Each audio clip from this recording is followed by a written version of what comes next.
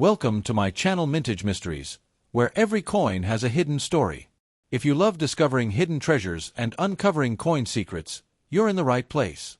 We're on a quest to solve the puzzles behind the world's most fascinating coins. From rare errors to legendary rarities, let's dive into the mysteries of numismatics.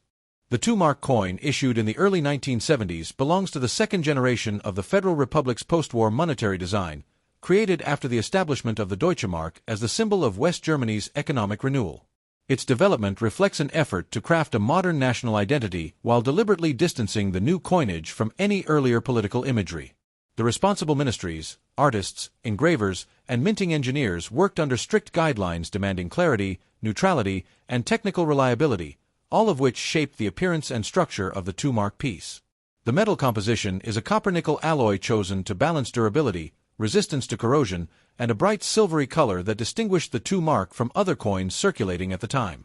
Sheets of this alloy were rolled to a uniform thickness, punched into round planchets, annealed to relieve stress, polished, and then fed into high-pressure striking presses. This controlled process helped the finished coin retain fine detail even after many years of use. The obverse portrays Konrad Adenauer, the first federal chancellor, whose leadership symbolized the political reconstruction of the young republic.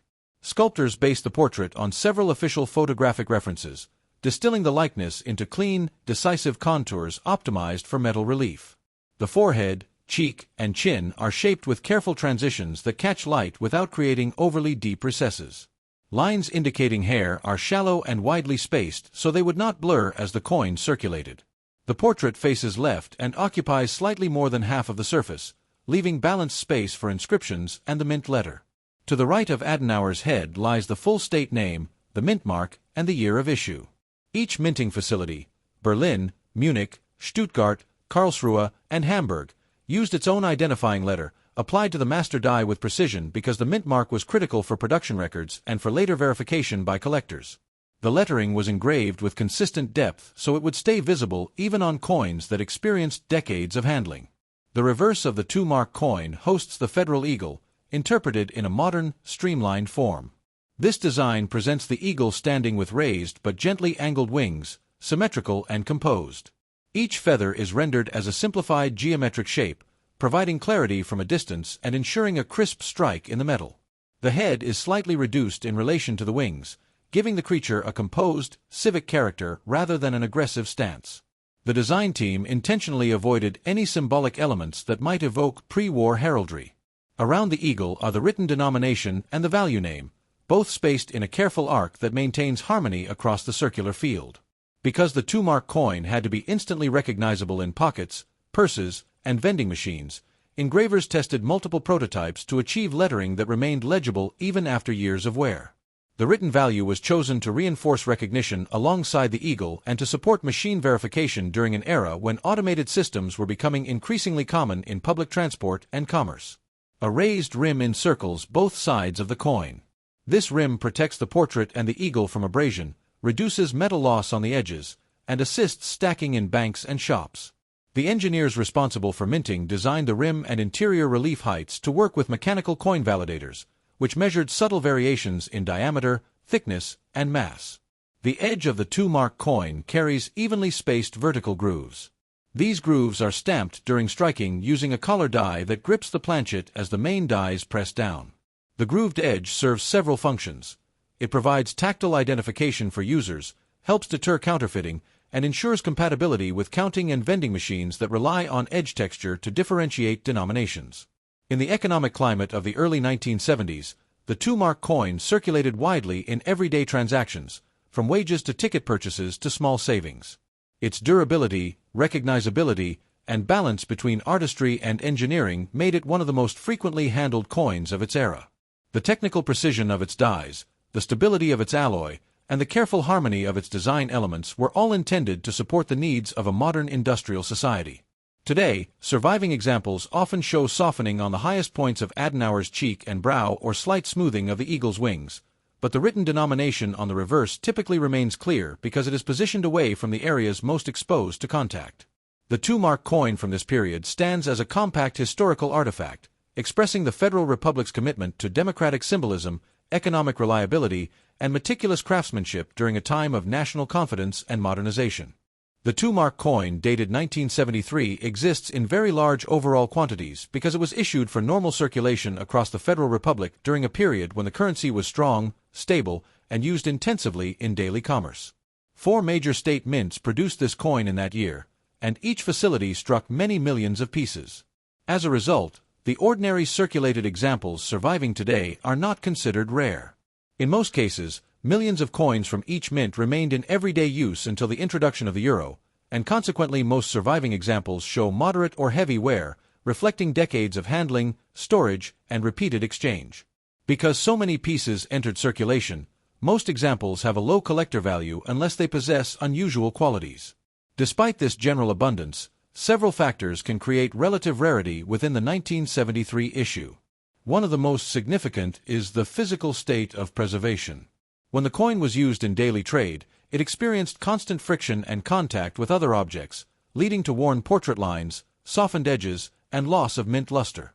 A coin that avoided this process and remained in mint state condition is far scarcer because only a small fraction survived without visible wear. Coins that retain their original metallic sheen, sharp edge grooves, crisp lettering, and fully defined details of Konrad Adenauer's portrait are uncommon. Many collectors seek such pieces because they represent the coin in its ideal struck form, rather than one showing the marks of long use. Another factor influencing rarity is the existence of proof quality or specially prepared strikes. Although the standard coins were intended for circulation, small batches of exceptionally well-made examples were sometimes produced for collectors, presentations, or archives. These specially prepared coins exhibit a higher level of striking precision, smoother fields, and clearer detail. Such pieces are much less common in comparison to circulation coins and therefore command higher prices in numismatic markets. Their rarity stems from the small number produced, the difficulty of maintaining them in pristine condition, and the selective distribution that kept them out of general commerce. A further contributor to scarcity is the presence of unusual varieties. These may include subtle die differences, minor engraving adjustments, or distinctive small anomalies created during production. While none of the regular mint issues from 1973 are rare by mintage alone, a specific variety produced in a short run or a variant created by a die replacement could be considerably less common. These differences can arise naturally during minting, as dies wear or are recut.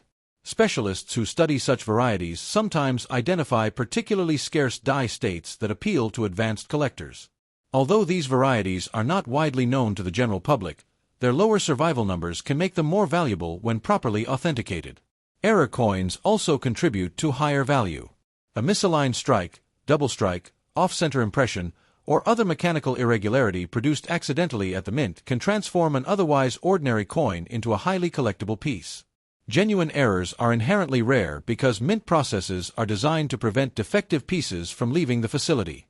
When preserved, an authentic and significant mint error dramatically increases desirability. However, such pieces must be examined carefully because many supposed errors are simply post-mint damage, which holds no added value. Condition remains the most influential factor in determining whether a 1973 2-mark coin becomes valuable. A typical circulated coin, even if attractive, usually holds little beyond low collector interest. However, an untouched mint-state specimen or a proof-quality piece can be valued much higher because it represents a much smaller surviving population. The dramatic contrast between the number of heavily worn survivors and the small number of pristine ones creates a natural rarity within an otherwise common date. Market behavior also influences perceived rarity. Even when many millions of coins were minted, only a tiny portion were preserved intentionally at the time of issue. Most were spent immediately, carried in pockets, handled daily, and eventually collected for destruction or exchange at the time of the currency conversion. As a result, the number of coins available today in exceptional preservation is far below the original mintage. This difference between original production and present-day surviving condition is the primary reason collectors may pay high prices for top-grade examples. Furthermore, coins kept in protective cases or stored in numismatic collections since the 1970s tend to show noticeably superior detail, sharply defined edge grooves, and fully preserved portrait features. These qualities make them more desirable because they reveal the craftsmanship of the original engraving, the precision of the minting process, and the aesthetic intention behind the design. Collectors who seek complete date and mint collections often prefer the highest possible grading levels, which elevates the value of exceptional surviving specimens. In contrast, coins with heavy circulation wear, scratches, corrosion, dark staining, or mechanical damage rarely achieve elevated value. Even when technically old, such pieces remain common and hold minimal collector interest. True rarity emerges not from age alone but from scarcity in a particular condition or form. Overall, although the 1973 two-mark coin is not rare as a standard circulation issue, it becomes significantly more valuable when preserved in mint state, proof, or special strike condition, or when exhibiting genuine mint errors or scarce die varieties. These factors create meaningful rarity within a large population of otherwise common coins, and collectors consistently assign higher values to pieces that demonstrate superior preservation, unusual characteristics, or exceptional minting quality. If you enjoyed today's exploration, make sure to hit that like button, subscribe for more coin discoveries, and share this video with fellow collectors. And as always, keep searching for those hidden treasures in your change. You never know when you might stumble upon the next big mystery.